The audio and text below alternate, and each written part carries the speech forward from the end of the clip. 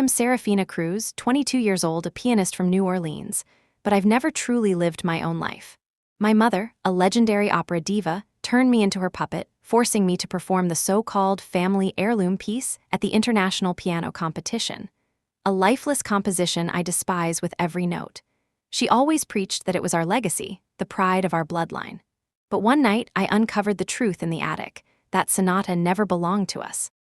It was a stolen work, ripped from Alastair Finch, a genius she destroyed and erased from history to build her own fame. All she ever wanted was to chain me, to suffocate me under her enormous shadow. But she was wrong. I am no longer the obedient daughter she can control. I have the evidence, I have the truth, and I will reclaim the freedom she stole from me. Before the whole world, I will not play her music. I will play the music of truth and let her drown in the weight of her own sins. The humid New Orleans air, thick with the scent of magnolias and rain-soaked asphalt, never seemed to penetrate the walls of our Garden District home. Inside, the air was different. It was thin, cool, and carried only two scents: lemon polish and the silent, crushing weight of expectation. My mother, Isabella Cruz, insisted on it. She called it an atmosphere conducive to genius. I called it a beautiful prison. My fingers, stiff and aching, hovered over the ivory keys of the Steinway Grand that dominated our formal living room. It wasn't my piano. It was a monument to my mother's past career, a glossy black tombstone for the voice that had once filled opera houses from Milan to New York. Now, it was my instrument of torment. Spread before me was the sheet music for L.H. Operdu, the Lost Echo. The name itself felt like a cruel joke. From the top, Serafina, my mother's voice commanded from the velvet armchair in the corner.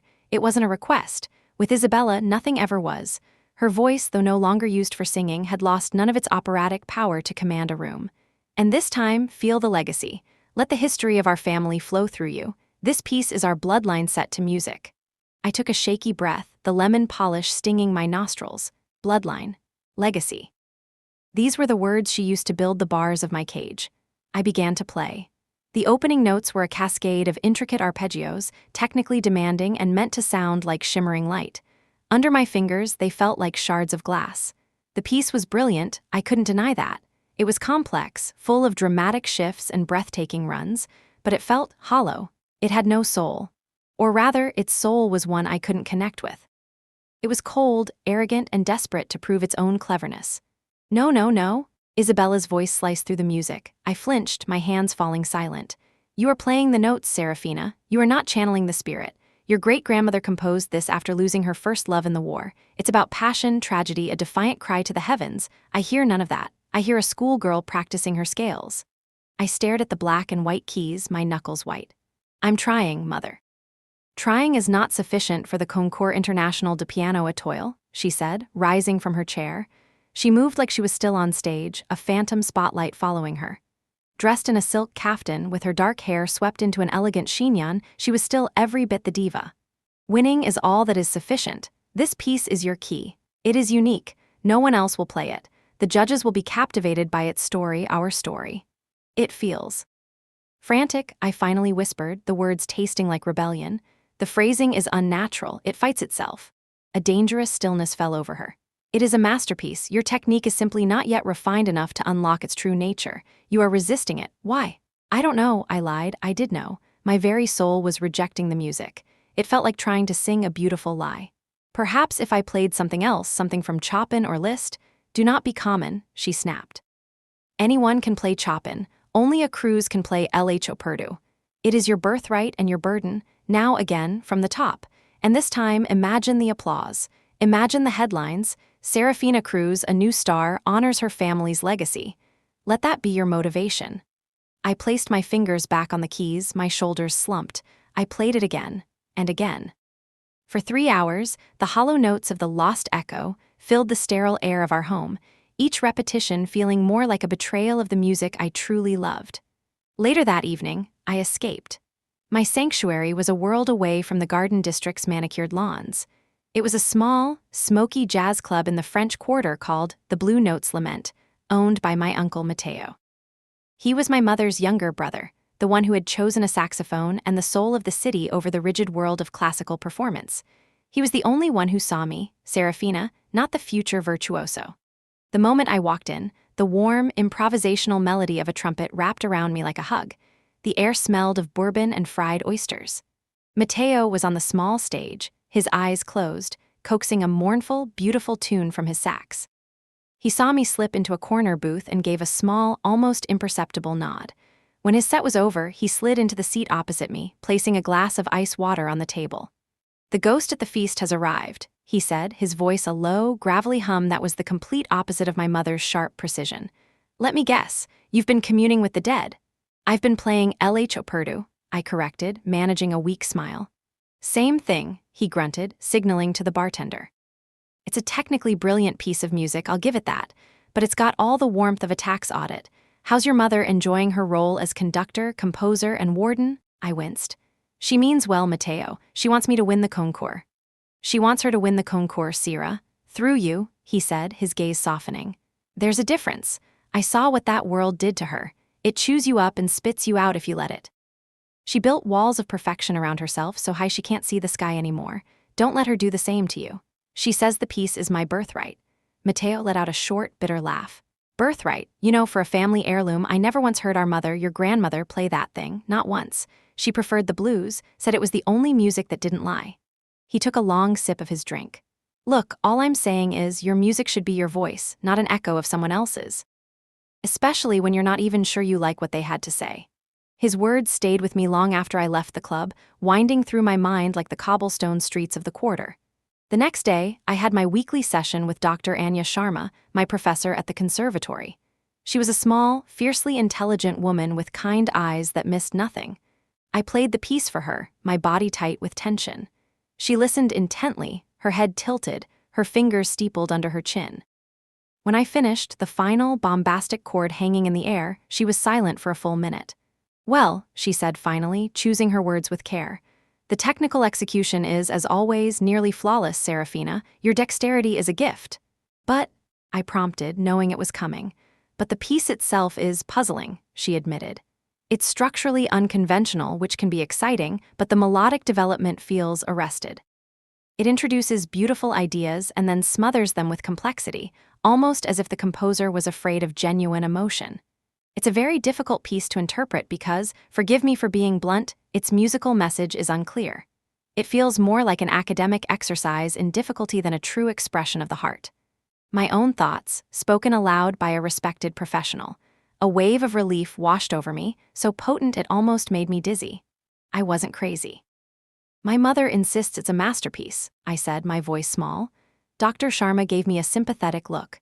"Your mother is a legend. Her opinions carry immense weight. However, at the international level, judges are not just listening for technical perfection. They are searching for an authentic artistic voice, a connection between the player and the music. And I must be honest, I do not feel that connection here. It feels like you are wrestling with the music, not dancing with it." We were interrupted by a knock on the door. It was Leo Vance, another pianist in the conservatory's advanced program and my unofficial rival. We'd been competing since we were 10, but our rivalry was always friendly, underscored by a deep mutual respect. "Sorry to interrupt," he said, his easy smile lighting up his face. "Anya, I just wanted to confirm our rehearsal time for the duo piece." "Oh hey, Sira, was that LH Operdu? Sounds like a monster." "It is," I sighed. "You're really playing it for the concours?" he asked, a hint of surprise in his voice. "Bold move, I'm sticking with Rachmaninoff. The third, basic, I know, but man, when I play it, I feel like I can fly." His eyes were shining with genuine passion. It fits. It feels like it was written for my hands. And that's what I wanted. That feeling. The feeling of flying, not falling. That night, I couldn't sleep. The conversation with Leo, Dr. Sharma's analysis, Mateo's warning, they were all swirling in my head. I crept downstairs to the living room, the moonlight painting silver stripes across the polished floor. I sat not at the imposing Steinway, but at the smaller, older upright piano tucked away in the library. It had been my grandmother. Its keys were yellowed, and it was slightly out of tune, but it felt honest. My fingers found the keys, and this time I didn't play the frantic, hollow notes of the echo. I played something else. A melody that had been living in my head for weeks, a quiet, melancholic tune that felt like the misty New Orleans mornings I loved. It was simple, heartfelt, and it was mine. I was so lost in the music, in the joy of creating a sound that was a true reflection of myself, that I didn't hear the footsteps. "What is that?" I froze. My mother stood in the doorway, her figure a menacing silhouette against the hall light. Her voice was colder than I had ever heard it. "It's nothing, Mother, just an improvisation." "It is not nothing," she said, stepping into the room. Her eyes were fixed on my hands as if I'd just committed a crime. "It is a distraction. You are wasting precious time and emotional energy on this sentimental dribble when you should be dedicating every fiber of your being to mastering the masterpiece your family has gifted you." "It helps me relax," I stammered. "You do not need to relax. You need to focus," she hissed, her voice a terrifying whisper. She came closer, her shadow falling over me and the keyboard. "I forbid you to play it again. I forbid you to even think about it. Your mind, your heart, your fingers, they belong to LH Operdu until the competition is over. Do you understand me, Serafina?" I looked from her hardened face to the yellowed keys of my grandmother's piano, and in that moment, I understood that this was never about my success. It was about her control. The beautiful prison had just become a maximum security facility, and my own music was now considered contraband. I nodded, the lie catching in my throat. "Yes, Mother, I understand." The following morning, a laminated, color-coded schedule was placed beside my breakfast plate. Isabella had designed a new life for me. 7 a.m. to 9 a.m., technical exercises and scales. 9:15 to 12:30, focused study of LH Operdu, Section A 1230, lunch, accompanied by a curated playlist of Baroque harpsichord concertos. The afternoon was a mirror of the morning, focusing on sections B and C. Even my evenings were scheduled. Score analysis and contemplation. There was no room for improvisation. There was no room for me. "A structured approach will eliminate distractions and build the discipline necessary for a champion," my mother announced, sipping her tea as if she had just presented me with a priceless gift. Her smile was bright, brittle, and utterly devoid of warmth. "Don't you feel more focused already, darling?" I began, searching for a word that was suffocated. "Organized." "Exactly," she beamed. "Organization is the mother of victory." The days that followed blurred into a monotonous cycle of forced practice. My mother became a permanent fixture in the living room, a silent, judging sentinel in her velvet armchair. Her corrections became more frequent, more cutting. "Your left hand is lagging. It's lazy, Serafina." That transition was clumsy. "Do you have stones for fingers today? You're not feeling the anguish in that chord progression. It's because you've never truly suffered for your art." Each criticism was a small, sharp chisel, chipping away at my confidence, leaving me raw and exposed. The piano, once my refuge, now felt like a witness stand where I was perpetually on trial. The music itself became my accuser. Its frantic, disjointed passages seemed to mock my own inner turmoil. It was a labyrinth of notes with no emotional center, and I was getting more and more lost within it. My only escape was the conservatory. Even there, the shadow of the concours and my mother's chosen piece followed me. I was in the library, trying to research the supposed historical context of my great-grandmother's composition, when Leo Vance found me. He practically vibrated with energy, his face flushed with excitement. "Sira, you will not believe the breakthrough I just had with the Rachmaninoff," he said, pulling up a chair. "It's in the cadenza of the first movement. I've been fighting it for weeks, trying to muscle my way through it. But today I just let go. I stopped trying to conquer it and just listened, and it told me what it needed. It was like the notes themselves showed me the way. God, I love this piece." I tried to smile. "That's amazing, Leo. Isn't it?" he said, his passion infectious. He leaned in, his voice dropping slightly. "But you look exhausted. Is that monster piece treating you okay?" "We have a complicated relationship," I admitted, closing the history book. I hadn't found a single mention of any composer in my family tree. "You have to love the music, Sira. You really do," he said, his expression turning serious. "Or it'll eat you alive. It becomes a chore, a duty, and the audience can feel it. They know when you're lying." He patted my shoulder. "Whatever you're wrestling with, find a way to love it, or find another dance partner." His words, meant to be encouraging, felt like a verdict. I wasn't wrestling with the music. I was being consumed by it. And I knew, with a certainty that chilled me to the bone, that I was lying every time I played it. That weekend, Isabella decided to host a small dinner party. "It's important to maintain our social standing," she'd said. "It will be good for the narrative. The brilliant prodigy, supported by her loving family and community, on the cusp of greatness." The guests were a predictable collection of old money and artistic patrons, but one name on the list made my stomach clench: Julien Dubois. He was the chief classical music critic for the Times-Picayune, a man whose verbose, often cruel reviews could make or break a career in the city. He was a contemporary of my mother, and their relationship was one of those complex, decades-long dances of flattery and fear. Julian, a man who looked like a well-fed vulture in a bespoke suit, spent most of the evening lavishing praise on my mother. "Isabella, my dear, you are timeless. To think that your artistic legacy is now flowing into a new generation, it's simply poetic." My mother inclined her head gracefully, soaking in the adulation. "Serafina has been blessed with the family gift. She's working on a very special piece for the concours. LH Operdu." Julian's eyebrows shot up. A flicker of something I couldn't quite read, surprise, recognition, crossed his face before he smoothed it over with a professionally intrigued smile. "Ah, yes," he purred, swirling the wine in his glass. "The family's secret weapon, a fiendishly difficult composition. I haven't heard it played in, well, it must be 30 years, almost as brilliant and demanding as the man who taught you everything you know, Isabella." He paused for dramatic effect. "What was his name again? The quiet genius from the conservatory, Alastair. Alastair Finch. Whatever became of him?" The reaction was instantaneous and seismic, though only I seemed to notice. The gracious smile on my mother's face froze. Her knuckles, holding her wine glass, turned white. For a split second, a look of pure, unadulterated panic flashed in her eyes. It was there and then it was gone, replaced by an icy calm. "Mr. Finch was a talented instructor, but I'm afraid I've lost track of him over the years," she said, her voice a shade too light. "Now, Julian, you must tell me what you thought of the Philharmonic's new conductor." She had changed the subject with the surgical skill of a master deflector. But I saw it. I saw the fear. The name Alastair Finch was a key to a door my mother desperately wanted to keep locked. As soon as the guests left, I feigned a headache and fled, the polished prison of my home feeling more suffocating than ever. I drove straight to the Blue Notes Lament. The club was quiet, winding down for the night. I found Matteo wiping down the bar. I told him everything. The schedule, the fight in the library, the critic, the name, my mother's reaction. I spoke in a hushed, frantic rush, the words tumbling out.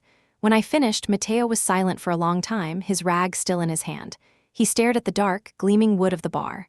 "Alastair Finch," he said, the name sounding foreign and familiar at the same time. "I remember that name. Vaguely, from when I was a kid." He looked up, his eyes meeting mine in the dim light. "I remember arguments. Whispered fights between my mother and father after Isabella would visit from Juilliard. They were worried about her obsession, her ambition, and that name was always in the middle of it." "What happened to him?" I asked. "I don't know," Matteo admitted. "He just disappeared from the conversation. From what I recall, he was a teacher, a composer, a prodigy himself who never quite made it." He leaned against the bar, a thoughtful frown on his face.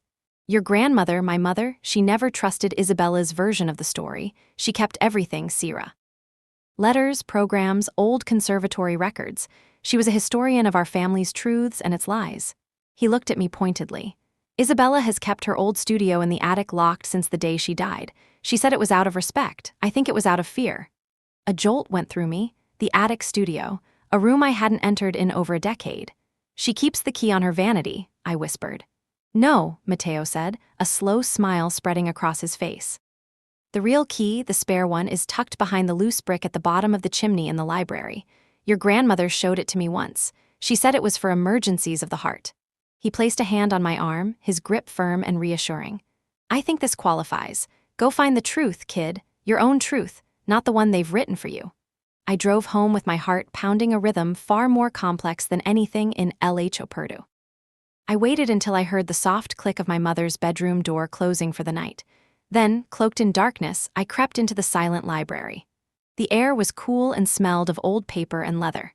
My fingers, trembling slightly, found the loose brick behind the fire grate. It came away easily.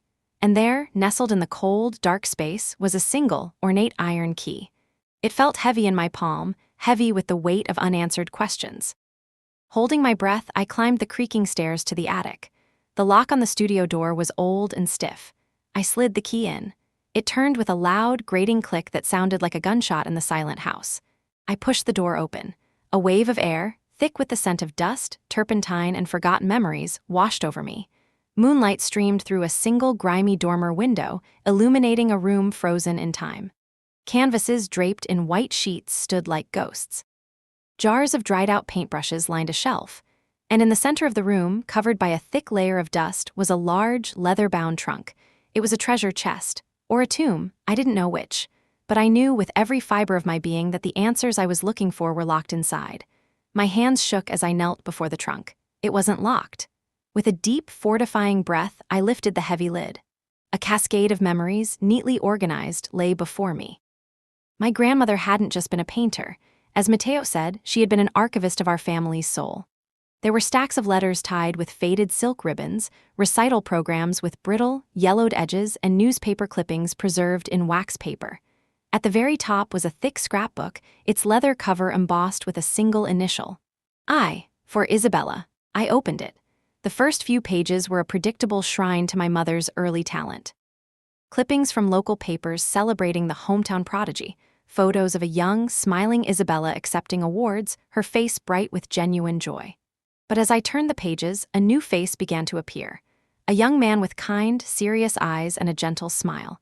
In one photo, he and a teenage Isabella were seated at a piano together, their heads bent over the keys, lost in a world of their own. A handwritten caption below it read, "Isabella and Alistair. He makes the music come alive for her." March 1988, Alistair Finch. His name was everywhere. He was mentioned in letters from my mother to her parents, her words glowing with admiration. "Alistair is a genius, Mama. He hears music in a way no one else does. He's composing a piece for me, something that will change everything." There were programs from conservatory recitals where he was listed as either her accompanist or the composer of a piece she performed. He was not just a teacher. He was her collaborator, her confidant, her entire world. Then, the tone of the clippings and letters began to shift. It happened around the time of the prestigious National Conservatory competition, the very event that had launched my mother's career. An article announced the finalists: Isabella Cruz and Alistair Finch. They were competing against each other. My fingers trembled as I unearthed a small bundle of letters tucked into a side pocket of the scrapbook. They were from Alistair, written to my mother. His handwriting was a beautiful, elegant script. The words were full of passion, not just for music, but for her. "My dearest Isabella," one began, "I cannot sleep. I am orchestrating the final movement, and all I can hear is you. The piece is you. It is your fire, your ambition, your breathtaking talent. When you play it, the world will finally hear what I have known from the moment I met you. We will conquer the world together with this music." I found another, dated just 2 days before the competition. "I know you are nervous about competing against me. Do not be. My victory is your victory. This piece, our piece, is all that matters. I do not care who plays it in the final round as long as it is heard. I have withdrawn my name from the competition. I cannot and will not compete against the person who is the very soul of my music. Go and win, my love. It is your destiny. All my love, Alistair." He had withdrawn. For her. He had sacrificed his own chance at glory so that she could have hers. My heart ached for this man I had never met. At the bottom of the trunk, underneath everything else, I found a large manila envelope. Inside was a single, hand-bound score. The paper was thick, the notes drawn with a composer's meticulous hand. On the cover, in that same elegant script, was the title, Sonata of the Silent Vow. And underneath, the dedication, "For Isabella, my only muse." I opened it. My eyes scanned the first few bars, an intricate cascade of arpeggios meant to sound like shimmering light. My blood ran cold. I flipped through the pages. The dramatic shifts, the breathtaking runs, the unconventional structure. It was all there. It was L.H. Operdu. The name was different. The dedication was gone. But the music, every single note, was identical. This wasn't my great-grandmother's composition. It wasn't a family legacy. It was Alistair Finch's sonata. A love letter in the form of music, written for my mother. A piece he had gifted to her along with his career. And she had taken it, renamed it, and claimed it as her own. She had built her entire legacy on a lie, burying the man who had created it. The full weight of the deception hit me like a physical blow. I felt dizzy, nauseated. It wasn't just about the music anymore. This was a theft of the most profound kind, the theft of a person's art, their voice, their very existence in the world of music. My mother's ambition hadn't just been intense, it had been monstrous. Tucked into the back of the score was one final, devastating clipping. It was a small, 2-paragraph article from a local paper, dated a year after my mother's triumphant win. Former conservatory standout Alistair Finch was arrested last night for creating a public disturbance outside the Symphony Hall. Witnesses say Mr. Finch, who appeared intoxicated, was claiming his work was being performed inside without his permission. He was released this morning. Mr. Finch, once considered one of the most promising young composers of his generation, has not had a major work performed in over a year. She had destroyed him. When he tried to speak the truth, she had used her newfound power and influence to silence him, to cast him as an unstable drunk. The lost echo wasn't a metaphor for lost love. It was the literal, silenced echo of Alastair Finch's career. And she was trying to use that same stolen music to do the same thing to me. Not to destroy me, but to control me, to shape me into a vessel for her own ambition. The reason she pushed this specific piece wasn't because it was a family legacy. It was because its victory was her victory, a reaffirmation of her original crime. And my potential failure, that was something she couldn't bear. My failure would be a judgment on the music itself, and therefore, a judgment on her. But there was another, darker realization dawning on me. She didn't want me to win, not truly. Dr. Sharma's words came back to me. It feels more like an academic exercise in difficulty than a true expression of the heart. My mother knew the piece was brilliant but emotionally hollow. She knew that at the highest level of competition, technique alone wasn't enough. By forcing me to play a piece that was inherently flawed as an emotional work, a piece whose true soul I could never connect with because I didn't know its story, she was setting me up for failure. A glorious, honorable failure. I would play this fiendishly difficult, historic piece, be praised for my technical bravery, and then graciously lose to someone like Leo who played with authentic passion. Why? The answer was as simple as it was cruel. If I won, truly won, on the world stage, I would eclipse her. My star would rise, and hers, the retired diva, would finally fade. The narrative would no longer be about Isabella Cruz's legacy, it would be about Serafina Cruz's arrival. She couldn't stand that. She wanted me to be good, to be praised, to be a testament to her teaching, but she did not want me to be better. She did not want me to be free. This entire endeavor, the relentless practice, the psychological pressure, was all designed to push me to the edge of greatness and ensure I took one final, respectful step back. I sat there on the dusty floor of the attic, the truth laid bare around me, and I felt a profound, chilling clarity. The velvet prison wasn't designed to keep the world out, it was designed to keep me in. I carefully packed everything back into the envelope. The letters, the program, the original score, the final tragic news clipping. I left the scrapbook. Let my mother keep her book of lies. I had the book of truth. I slipped out of the attic and back into my room as the first gray light of dawn began to creep through my window. Sleep was impossible.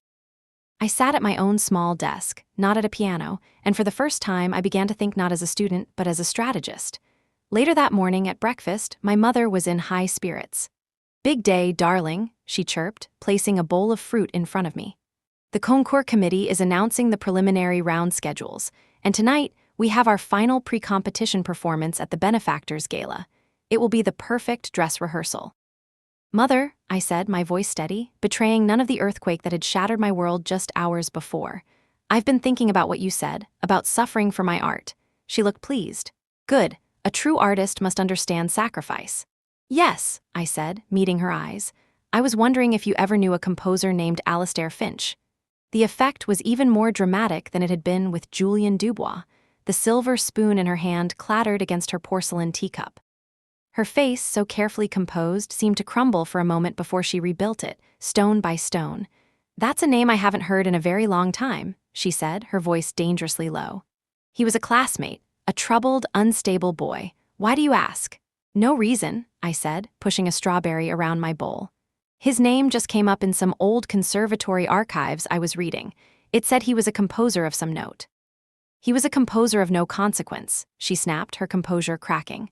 "Now, eat your breakfast. You have a very long day of practice ahead of you." I looked at her, at this woman who was my mother and also a complete stranger, a thief, a liar. And for the first time, I wasn't afraid. I was angry. And my anger was quiet, cold, and utterly clear. The dress rehearsal at the gala tonight, I decided, would be perfect indeed, but it wouldn't be the performance she was expecting. The day of the gala was a masterclass in my mother's particular brand of psychological warfare. Every moment was a carefully orchestrated performance of support, designed to look like love while feeling like a straitjacket. She selected my gown herself, a severe column of dark emerald silk. "Understated elegance, Serafina. We want the audience focused on the music, not on frivolous distractions." "Of course, Mother," I said, my voice a placid lake under which a revolution was churning. I let her adjust the drape of the fabric on my shoulder, her fingers cold and possessive. She saw a doll to be dressed. I saw a soldier putting on her armor. While she was occupied directing the caterers for the pre-gala reception at our home, I locked myself in my bathroom, the manila envelope of evidence tucked securely in my travel bag. With trembling fingers, I pulled out my phone. My search history was a series of desperate queries. Alastair Finch composer, Alastair Finch New Orleans, Sonata of the Silent Vow. The digital world, it seemed, had largely forgotten him. There were a few mentions in digitized conservatory archives from the late 1980s confirming his name alongside my mother's. Then nothing. It was as if he had vanished. I found the online version of the small, dismissive article about his arrest and saved a screenshot. It was a ghost's footprint. The more I searched, the more I understood the totality of his erasure. Isabella hadn't just stolen his music, she had stolen his future, his past, his very name. My resolve hardened from a simmering anger into a diamond-hard certainty. At the gala, held in the sprawling ballroom of the Hotel Monteleone, the air was thick with the scent of money and gardenias. My mother glided through the crowd, me in her wake, accepting compliments on my behalf. "Oh, you are all too kind. Serafina has been working so diligently. She has a true artist's soul, inherited, of course." Each word was a perfectly placed stone in the mosaic of her grand lie. I saw Julien Dubois holding court by the champagne fountain, his sharp eyes missing nothing. He caught my gaze and gave a small, conspiratorial nod, as if we were co-conspirators in the grand drama of my mother's making. He didn't know how right he was. When it was time for me to perform, my mother gave my shoulder one last squeeze. "Remember what we practiced, darling. Think of your great-grandmother, make the family proud." "I will," I said, looking her directly in the eye. "I'll play with everything I have." I walked onto the stage, the spotlight hot on my face, the expectant silence of the room a heavy blanket. I sat at the gleaming Fazioli concert grand, its keys feeling cool and unfamiliar beneath my fingers. I looked out at the sea of faces, finding my mother in the front row, her expression a perfect blend of maternal pride and critical assessment. She was waiting for the performance she had engineered, technically brilliant, emotionally restrained, the performance of a runner-up. I took a deep breath, and I did not think of my great-grandmother. I thought of Alastair Finch. I thought of his kind eyes in the photograph. I thought of his passionate letters, his belief in my mother, his selfless sacrifice. I thought of him standing outside a concert hall, shouting his truth to a world that refused to listen.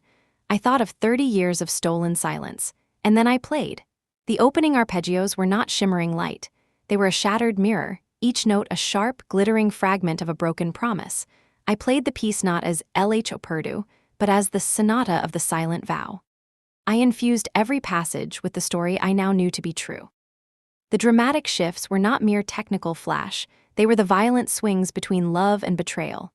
The soaring melodic lines were not cries of passion, they were screams of anguish trapped behind a wall of silence.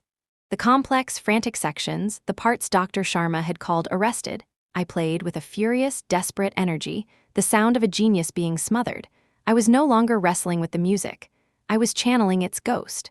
For the first time, the piece made sense. Its soul wasn't hollow, it was haunted, and I was letting the ghost speak. I poured all of my anger, all of my sorrow for the man I never knew, all of my fury at the woman in the front row, into the keys. The final chords were not a triumphant declaration, but a thunderous, dissonant roar of unresolved pain that I held for a moment longer than written, letting the ugly, beautiful sound hang in the air like a curse. Then, silence. A deep, profound, and utterly confused silence. The audience was stunned. They didn't know what they had just heard, but they knew it was not the polite, classical recital they had expected. It was something raw, unsettling, and deeply powerful. Then slowly one person began to clap, then another. The applause that followed was not the rapturous ovation of a charmed crowd. It was hesitant, respectful, the applause one gives after witnessing a terrible and magnificent storm. I stood and took a shallow bow, my eyes finding my mother's. Her face was a mask of cold fury. The pride was gone, replaced by a look of sheer, undisguised rage. This was not the performance she wanted. This was not the daughter she had created. This was a rebellion. As soon as I stepped off the stage, she was there, grabbing my arm in a vice-like grip and pulling me into a curtained alcove. "What was that?" she hissed, her voice a venomous whisper. Her eyes were blazing. "That was not my mother's music. That was a grotesque distortion. You filled it with filth, anger, ugliness. You made it sound like a temper tantrum." I played what I felt. I said, my own voice low and steady. I did not pull my arm away. I would not show weakness. You told me to suffer for my art. I did. You were supposed to channel tragedy, not insanity, she seethed. You embarrassed me. You embarrassed our family. You took something beautiful and you made it monstrous. Or maybe, I said, looking past her to the ballroom, I just finally played the truth. Her hand tightened on my arm. You will not speak to me that way. You are overwrought. The pressure is getting to you. We are going home. Now. No, I said, and this time I did pull my arm free, the simple act feeling like a monumental victory. I'm going to speak with our guests. You said it's important to maintain our social standing, after all. I turned and walked away, leaving her standing in the shadows of the alcove, momentarily speechless. My heart was hammering, but I felt a strange, exhilarating sense of freedom. I had survived the first battle. I made a beeline for Julien Dubois. He was standing alone now, a thoughtful, almost predatory expression on his face. An extraordinary performance, Serafina, he said as I approached, his voice smooth as velvet. Truly, not at all what I was expecting. You found a darkness in the piece I never knew existed. Your mother must be intrigued. The way he said the word made it clear he meant apoplectic. Mr. Dubois, I began, my voice more confident than I felt, you mentioned Alistair Finch the other evening. It sparked my curiosity and I've been trying to learn more about him, but he seems to have disappeared. You called him a quiet genius. I was hoping you could tell me more. Julien took a slow, deliberate sip of his champagne, his sharp eyes studying me over the rim of the glass. He was a critic. He could smell a story. An academic interest, I presume. An artistic one, I replied carefully. To understand a piece, sometimes you must understand the world it came from, the people in that world. He was silent for a moment, a shrewd smile playing on his lips. He knew he held something I wanted. Alistair was the most promising talent of his generation, more so than your mother if we're being honest with each other. And we are, aren't we, Serafina? He lowered his voice. He had a heart that was too big for his ambition. A fatal flaw in our world. After the unpleasantness with your mother's win, he fell apart. He tried to teach, but no one would hire him. Isabella's star was rising, and her word was gospel. She said he was unstable, and so he was. What happened to him? Do you know where he is? Julien swirled his champagne, looking out at the crowd. The last I heard, years ago, he was trying to make a living tuning pianos. A terrible, tragic waste. There was a little repair shop, a family business on Magazine Street, Finch and Sons Piano Repair. I went looking for him once for a story, but the place was boarded up, gone like the man himself. He looked back at me, his eyes gleaming. Be careful, Serafina. Digging up old ghosts is a dangerous game, especially in this town. You never know what they'll have to say. He had given me exactly what I needed. A name, a place, a starting point. Finch and Sons. Thank you, Mr. Dubois, I said. Your insight has been invaluable. I left him there, my mind racing. I had a new destination. Tomorrow, I wouldn't be practicing. I would be going on a hunt for a ghost named Alistair Finch. The next morning, I bypassed my mother's color-coded schedule entirely. When she entered the living room to find the Steinway silent, I was already dressed and heading for the door, my keys in my hand. Where do you think you're going? She demanded, her voice tight with the previous night's fury. You have 6 hours of practice scheduled before lunch. I'm not feeling well, I said, the lie tasting of liberation. I need some fresh air. Dr. Sharma said it's important to avoid burnout. I used the conservatory and its authority as my shield. It was the only power she remotely respected. Burnout is a myth created by the mediocre to justify their lack of discipline, she sniffed, but she didn't stop me. My performance last night had unsettled her, had thrown our dynamic off balance. For the first time, she wasn't entirely sure how to control me. I used her moment of hesitation to make my escape. Magazine Street was a long, eclectic artery of the city, a world away from the stately quiet of the Garden District. I drove slowly, my eyes scanning the faded, elegant storefronts. Antique shops bled into art galleries, which gave way to chic cafes. Then, I saw it. Tucked between a vintage clothing boutique and a voodoo shop was a narrow, 2-story building that looked forgotten by time. The paint on the facade was peeling, the large front window was grimy and boarded up from the inside. Above the door, a rusted, wrought-iron sign still hung, creaking softly in the breeze. On it, I could just make out the words, Finch and Sons Piano Repair. S. 1952. My heart hammered against my ribs. Julien was right. It was real. The front door was padlocked. I peered through a crack in the boarded-up window, but the inside was pitch black. A faded for sale sign, bleached by years of sun, was tacked to the doorframe, a phone number barely legible. It felt like a dead end. I was about to turn away when the owner of the voodoo shop next door, a woman with kind eyes and long, silver braids, stepped outside to water her herbs. "Looking for a ghost?" she asked, her voice warm and melodic. She must have seen the longing on my face. "You could say that," I admitted. "I'm looking for the family that used to own this shop, the Finches." Her smile was sad. "Ah, the Finches, sweet people, tragic story." She set down her watering can. "Old man Finch passed years ago. His son Alistair, he tried to keep the business going, he had magic in his hands, could make any old piano sing again. But his heart, it was broken. You could see it in his eyes." My breath caught. Do you know what happened to him? Where he went?" She shook her head, her silver braids swaying. "He lost the shop about 10, 12 years back. The banks took it. After that, he just drifted. Saw him a few times playing an old keyboard for tourists down in Jackson Square. Looked like he was sleeping on the streets. Haven't seen him in a long time now. I hope he found some peace." The image of Alistair, the genius, the prodigy, the man who wrote my mother a sonata, playing for loose change in Jackson Square sent a wave of nausea through me. It was a devastation more complete than I could have imagined. "Thank you," I whispered, my voice thick. I drove to Jackson Square, my hands gripping the steering wheel. The square was bustling with its usual chaotic energy. Street performers, tarot card readers, artists hawking their wares. I walked the perimeter, my eyes scanning the face of every musician, every weathered man sitting on a park bench. He wasn't there. I felt a rising tide of despair. What if I was too late? What if he was gone for good, another ghost swallowed by the city? Defeated, I retreated to the conservatory. It was the only place that felt like solid ground. I went straight to Dr. Sharma's office. I had to tell someone, and she was the only one I could trust. I laid it all out for her. The attic, the letters, the original score, the story of Alistair Finch. I showed her the copy I had made of his Sonata of the Silent Vow. She listened without interruption, her expression shifting from professional curiosity to shock, then to a deep, compassionate sadness. She took the sheet music from my hands and studied it, her fingers tracing the title. "I always felt it," she said softly, almost to herself. "I felt the disconnect. A piece of music with a stolen identity, of course it would feel hollow. Of course it would fight back." She looked at me, her kind eyes filled with a new understanding. "Serafina, what your mother did, it is one of the gravest sins in our world. And what she is doing to you, forcing you to perpetuate that sin, it is unconscionable." "I don't know what to do," I confessed, the full weight of it all pressing down on me. "The concours is in 2 weeks. I can't play that piece. Not anymore, but I can't withdraw. She would never forgive me. She would, I don't know what she would do." Dr. Sharma stood up and walked to her window, looking out over the conservatory gardens. "The rules of the concours state that a contestant can change their final program up to 1 week before the competition begins, provided the new piece meets the technical requirements." She turned back to me, a determined glint in her eye. "You said you've been improvising, composing something of your own."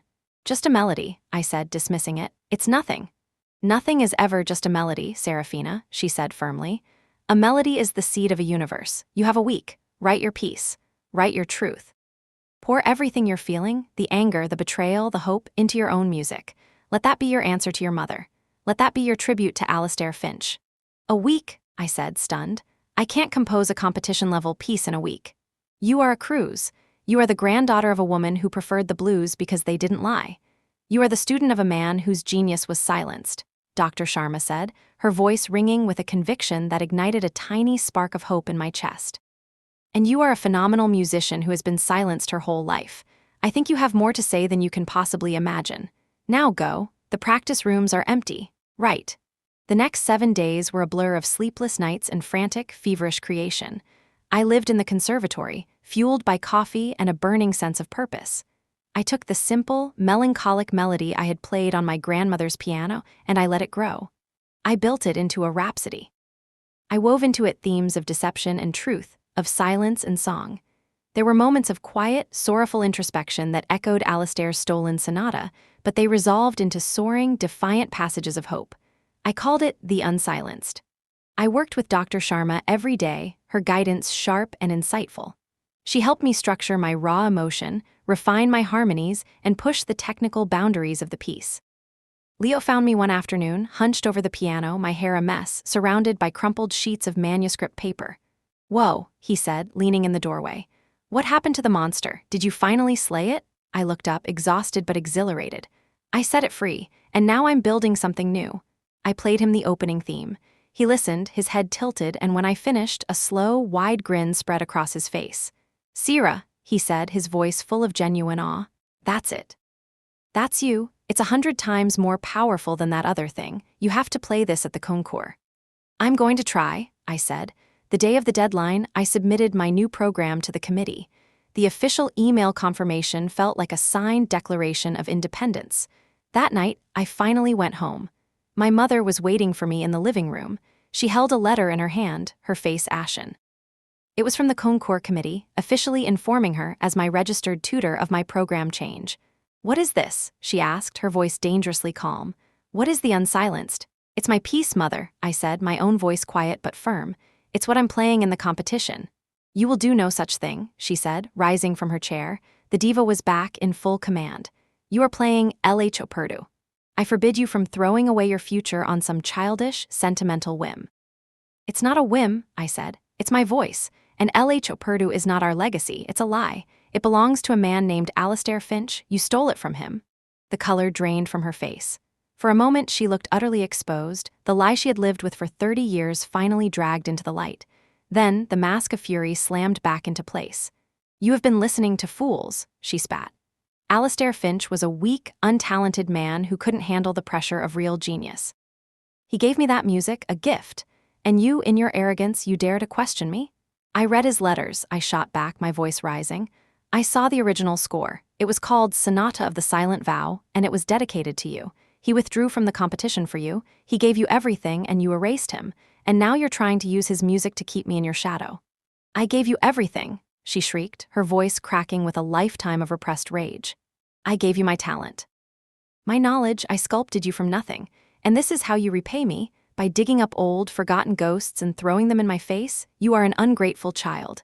"I am not a child anymore," I yelled, the sound echoing in the silent, sterile room. "And I am not your sculpture. I am a musician, and I will not play a lie." She took a step toward me, her hand raised. I flinched, but I didn't back down. The slap never came. She stopped, her hand trembling in the air between us. She looked at me, at the daughter who refused to be broken, and something in her seemed to shatter. The rage in her eyes was replaced by a look of utter, desolate defeat. "Then you are no daughter of mine," she whispered, her voice a ragged, broken thing. She turned and walked out of the room, her regal posture gone, leaving me alone with the silent, monstrous Steinway and the deafening sound of my own freedom. The week leading up to the concours was the quietest of my life.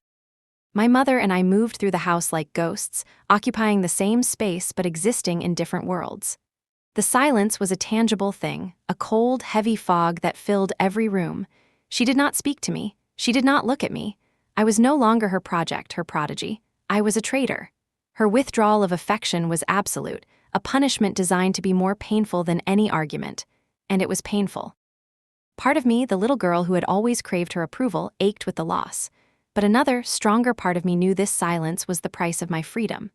I had chosen my own voice over her love, and I would not undo that choice. I spent my days at the conservatory, refining the unsilenced, polishing its difficult passages, and deepening my connection to its emotional core. Mateo became my rock. He showed up at the practice room with pabis and chicory coffee, sitting for hours just to listen. "You've uncaged it, kid," he said one afternoon, after I'd played through the tumultuous final movement. "That's not just music, that's a reckoning." Leo, my rival, became my biggest cheerleader. There was no jealousy in him, only a pure, unadulterated excitement for the music. "You're going to blow them away, Sierra," he said, his eyes shining. "It's honest. And that's the one thing you can't fake on that stage." The night before I was due to fly out to Paris for the competition, I found a small, dusty box outside my bedroom door. Inside was a collection of old photographs of my grandmother and a short, simple note in my mother's elegant, unforgiving script. "She would be so disappointed in you." It was her final, desperate attempt to wound me, to pull me back into the narrative of family duty and legacy. I looked at a photo of my grandmother, her eyes full of a rebellious, blues-loving sparkle, and I knew my mother was wrong. I tucked the photo into my luggage and left the note on the floor. Paris was a beautiful, overwhelming dream. The competition hall was historic, ornate, and intimidating. Backstage, the air was electric with the nervous energy of the world's most talented young pianists. I saw my mother in the audience, sitting alone in the balcony, a remote, imperial figure. She had come not to support me, but to witness my failure. She needed to see her prophecy fulfilled, to see me falter and fall without her guidance and her chosen music. Her presence was not an olive branch, it was a curse. When my name was called, a strange calm settled over me. I walked onto the stage, the weight of the moment immense. I was not just playing for the judges. I was playing for myself. I was playing for Matteo and Dr. Sharma and Leo. And I was playing for the ghost of Alastair Finch. I sat at the piano, the lights hot on my face. I took a moment, letting the expectant silence of the hall wash over me. I looked at my hands, and for the first time, they felt completely my own. Before I began, I leaned toward the small microphone placed near the keyboard. "This piece is called The Unsilenced," I said, my voice clear and steady, carrying through the vast hall. "It is my own composition. It is dedicated to a forgotten genius, a composer named Alastair Finch, whose music was silenced, but whose echo can still be heard by those who are willing to listen." I saw a ripple of confusion go through the audience. I saw the judges exchange curious glances, and I saw, even from that distance, my mother flinch in the balcony as if she'd been struck. Then I played. I played my truth. The music flowed from me, a torrent of everything I had discovered and everything I had become. The opening melody was quiet and melancholic, the sound of a voice trapped in a beautiful prison. Then it began to build, to fight, to question. I poured the frustration of my mother's control, the suffocating weight of her ambition, into the turbulent, dissonant passages. The climax of the piece was not a technical display of fireworks, but an eruption of raw, unvarnished emotion, a cry for freedom, a howl of righteous anger, and a soaring melody of hope. In the final section, I did something I hadn't even planned. I wove in a single, unmistakable phrase from Alastair's sonata. I took his beautiful, shimmering arpeggio, the one I had first played as a shattered mirror, and I transformed it. I slowed it down, softened it, and let it resolve into a chord of pure, heartbreaking peace. It was no longer a lost echo. It was a found voice, an answer, a final, gentle release. The last note hung in the air, a single, perfect star in the vast, silent darkness of the hall. For a long moment, there was no sound at all. It was a silence deeper than any I had ever known. It wasn't the confused silence from the gala. It was the breathless, stunned silence that follows a moment of profound and unexpected truth. Then, someone in the audience stood up. And then another. And another. The applause began not as a polite patter, but as a roar, a wave of sound that washed over me, so powerful it felt like a physical force. It was a sound of pure, unadulterated connection. They had heard me. They had understood. I looked at the judges' table. One of them, an elderly, formidable-looking French woman, was discreetly wiping a tear from her eye. I looked up at the balcony. My mother's seat was empty. She was gone. She could not bear to witness my victory. I won. The announcement of my name felt surreal, a distant echo after the raw reality of the performance. Standing on that stage, holding the gold medal, the press crowding around with their flashing cameras and shouted questions, I felt a dizzying mix of elation and exhaustion. One reporter pushed his microphone forward. "Miss Cruz, your dedication was very intriguing. Can you tell us more about Alastair Finch and why you chose to honor him tonight?" I took a deep breath. This was it, the final reckoning. I could have been diplomatic, I could have been vague, but I was done with silence. I was done with lies. Alastair Finch, I began, my voice clear and strong, was a brilliant composer and a contemporary of my mother, Isabella Cruz. He was the true composer of a piece she has long claimed as a family heirloom, a piece called Sonata of the Silent Vow.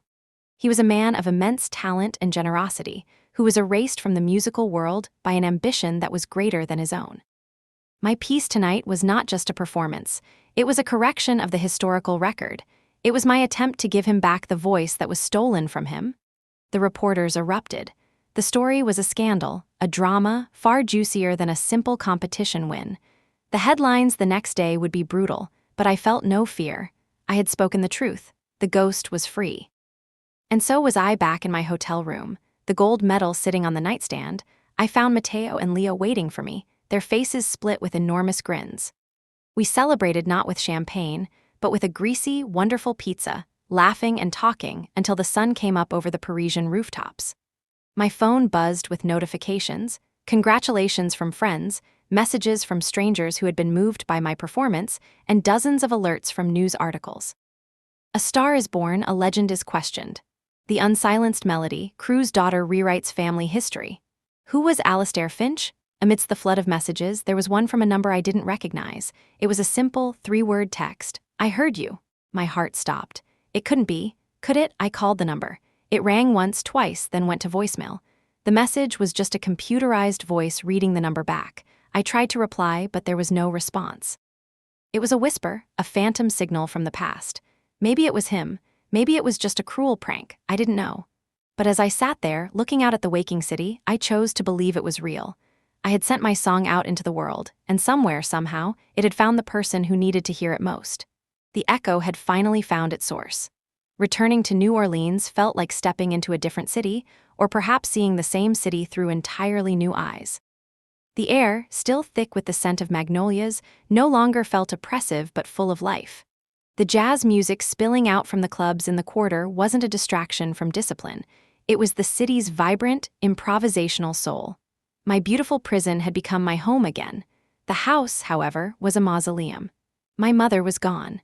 She had packed her things while I was in Paris and left without a word. The only thing she'd left behind on her vanity was a single, perfect photograph of herself at 17, standing beside Alastair Finch. There was no note. I didn't know if it was an accusation, a confession, or simply a relic she could no longer bear to look at.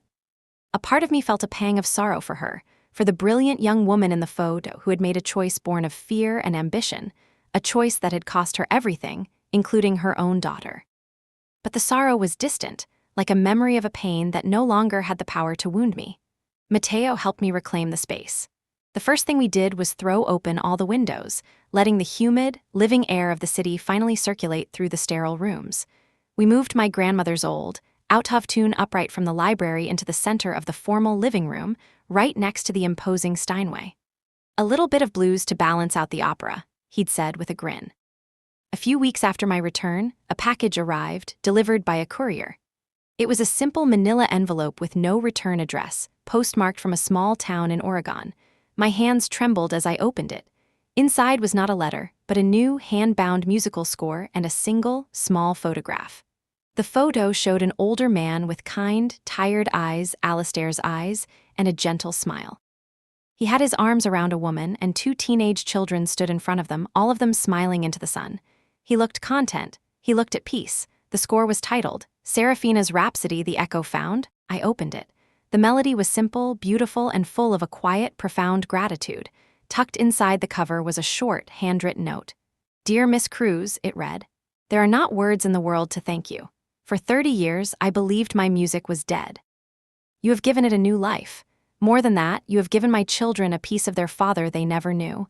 I watched your performance online. You didn't just play the notes, you played the truth. And the truth, I have learned, is the only thing that can truly set a person free. I will not seek out the spotlight. That is your world now, and you wear it beautifully. My life is quiet, and I am happy. But please know that in a small town in Oregon, a piano tuner and his family will be listening to your career with immense gratitude and pride. Thank you for unsilencing the past. May you always play your own song. Yours, Alastair Finch. I wept. I sat on the floor of my living room and cried, not with sorrow, but with the overwhelming relief of closure. The anonymous text message, I heard you, had been from him. He had heard me. The ghost was at peace. Life began to move forward, no longer dictated by a schedule, but guided by a purpose. I established the Finch Foundation, funded by the prize money from the concours and a portion of my new recording contract. Its mission was to provide scholarships and grants to promising young composers who were struggling for recognition, ensuring that no other voice would be silenced by a world that only valued the loudest. Dr. Sharma joined the foundation's board of directors. Leo, who had placed third in the concours and was now launching his own successful concert career, agreed to perform at our inaugural fundraising gala. We were no longer rivals, but allies, part of a new generation determined to make the world of classical music a more honest, more compassionate place. My relationship with my mother remained a vast, silent space. I heard through Matteo that she had moved to a quiet town in the Italian countryside, the place where her own career had first begun. It was a retreat, an exile of her own making. I realized that I didn't need to forgive her to move on, I just needed to understand her. I understood the fear that had driven her, the fear of being second best, the fear of being forgotten. And in understanding that fear, I could release the anger I held towards her. I hoped, wherever she was, that she would one day find a kind of peace that wasn't dependent on applause or legacy, but I knew that her journey was no longer mine to walk. Tonight, the house is filled with music.